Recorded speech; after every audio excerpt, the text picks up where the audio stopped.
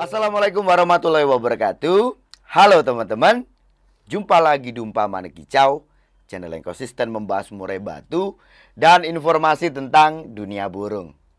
Oke teman-teman, di video kali ini saya akan melanjutkan pembahasan tentang permasalahan murai batu yang kalau digantang itu suka nampar-nampar jeruji, suka main ngetip gitu ya. Kalau di video sebelumnya saya sudah menjelaskan dan solusinya bagaimana untuk burung yang suka nampar disebabkan karena burung itu terlalu agresif atau istilahnya itu over emosi.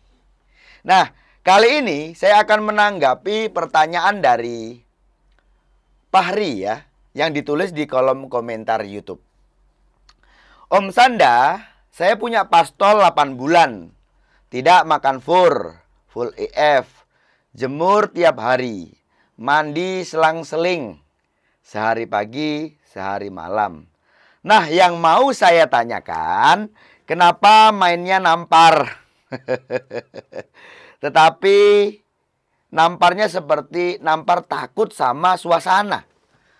Tetapi enak, Om, materi selalu keluar. Untuk burung kayak gini, apakah saya harus mengubah rawatan apa gimana nggih? Suwun Om, kalau bisa dibahas sekalian.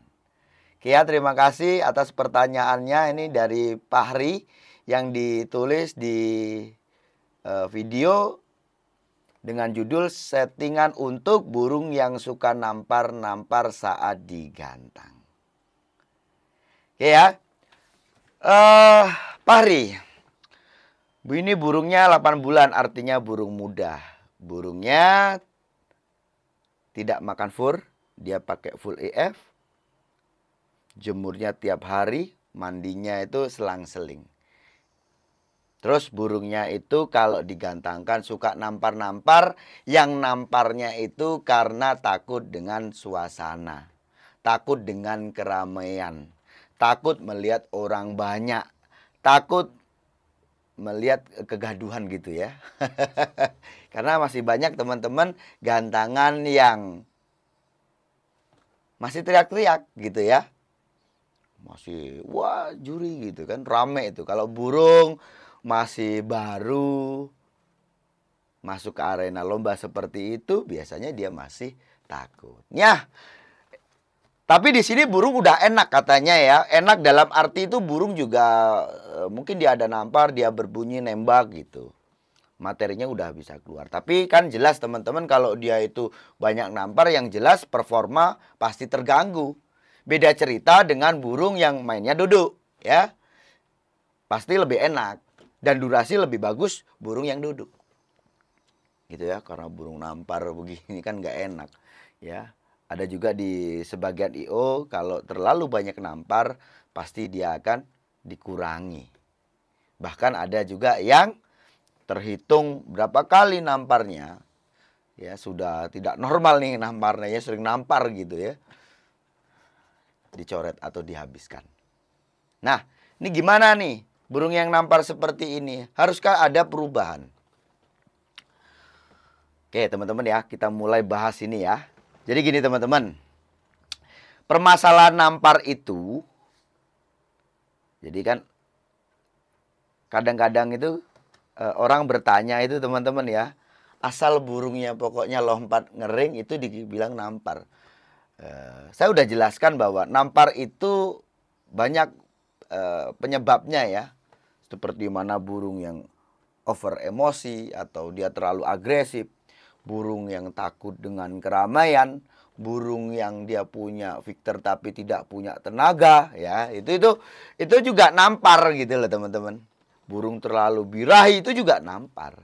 Nah, melihat burung Fahri ini tadi, gimana nih Om Sanda? Perlu ada perubahan nggak untuk pola rawatannya?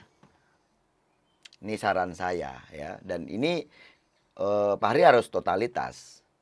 Kalau burungmu itu masih takut dengan keramaian, artinya kenalkan dululah burung itu dengan keramaian. Dengan sebaik mungkin ya. Sampai dirasa burung itu betul-betul berani. Nah, gimana supaya burung itu berani? Maka jangan dihindarkan dari keramaian. Itulah cara yang paling efektif menurut saya. Mungkin taruh di depan rumah atau saat waktu kita mau ngembun burung ya, taruh aja di tempat yang dengan seiring waktu ya, dari ngembunkan itu kan masih gelap ya. Aktivitas orang itu nggak banyak. Seiring waktu sembari kita nunggu sambil nanti kita langsung jemur, nggak usah dipindah-pindah. Di situ mulai banyak aktivitas orang. Nah, burung itu akan mengenali dan dia pasti akan beradaptasi di situ. Ya caranya seperti itu. Supaya burungmu tidak takut dengan keramaian. Oke ya. Kalau dirasa itu sudah dilakukan, tetapi kok, wah belum nih Om Sanda. Ya itu kan tinggal di burungnya teman-teman. Karena di setiap burung juga berbeda. Ya. Ada burung yang mentalnya bagus gitu ya. Walaupun dia itu belum pernah lihat keramaian sama sekali. Tapi karena udah mental bagus, keinginan tarung ada, kesiapan ada. Walaupun ramai ya, sesekali memang dia lompat, tapi dia fokus pada kerjanya. Gitu ya. Tapi yang paling umum saja lah. Kalau burung memang masih takut, dirasa masih takut dengan keramaian seperti ini, ya jangan dihindarkan dengan keramaian. Nah, soal settingannya. Gimana kalau settingannya itu perlu ada perubahan enggak? Teman-teman dan Om Fahri ya, nanti dilihat di burungnya. Burung itu sejauh mana tingkat kejinakan dia. Ya, kalau burung itu mapan, arti burung mapan itu apa teman-teman? Jinak-jinak merpati lah ya. Kalau kita dekatan dia biasa-biasa aja ya. Tetapi kalau kita masukkan tangan kita ke sangkar, dia ada lompat, ada menghindar. Itu menurut saya sudah mapan lah burungnya ya, nggak takut gitu loh teman-teman ya. Nah, kalau burungnya Fahri ini tadi dia masih giras, ya, dibawa jalan gitu ya, sangkarnya ini udah tak gitu. Terus ada orang lewat di sampingnya, dia juga banyak lompat seperti itu. Ya tentu saja agak sulit nanti untuk proses apa? Dia beradaptasi dengan keramaian. Nah, settingan itu perlu juga kita coba untuk rubah. Maka di sini perlu ada totalitas, ya. Langkah awal itu tadi ya, mengenalkan dengan keramaian itu sudah cukup menurut saya kalau burungnya itu mapan. Tetapi kalau ada burung itu kok terlalu giras, nah ini ada proses sedikit menjinakkan burung. Caranya gimana? Kalau di sini tadi dikatakan burung itu tidak makan fur, dia pakai full EF. Ya ini prosesnya akan lama teman-teman ya. Full EF, nggak ada pernah kekurangan gitu ya makannya. Wah itu sulit untuk menjinakkan burung seperti itu. Nah yang paling efektif pakai cara seperti mana? Pakai metode penjinakan yaitu terapi lapar. Berarti gimana dong langkahnya? Ya udah diajari dulu pakai fur.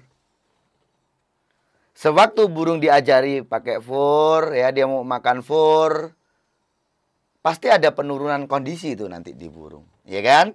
Karena dia tidak terbiasa. Yang tadinya dia makan proteinnya tinggi juga gitu ya.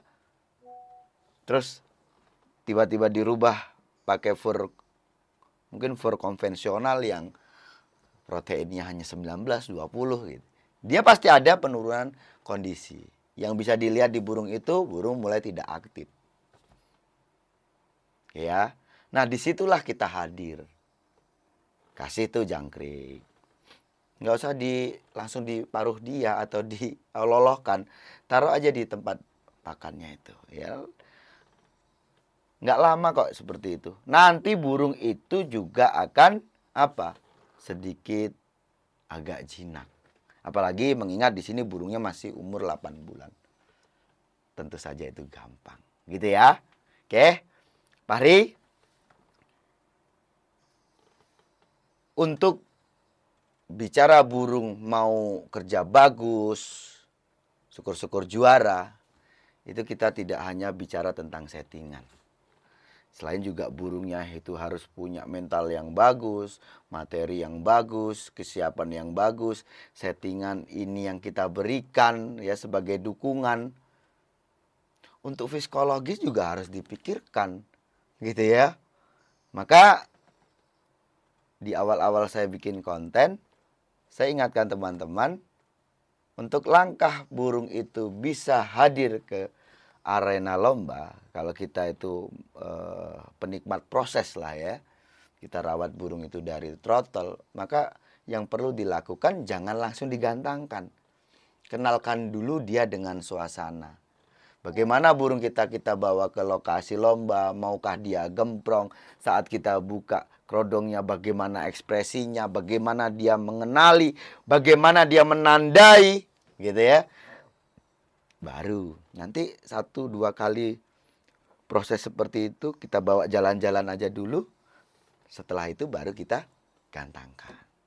Nah, saat kita gantangkan burung itu, betul-betul burung itu betul-betul ada kesiapan, ya, mentalnya ada, kesiapan di fisiknya ada, dan betul-betul burung itu sudah mapan, tidak takut dengan keramaian. Ingat ya, burung yang takut dengan keramaian, sebagus apapun materi dia, pasti mainnya juga tidak maksimal. Salah satunya yaitu permasalahannya adalah nampar.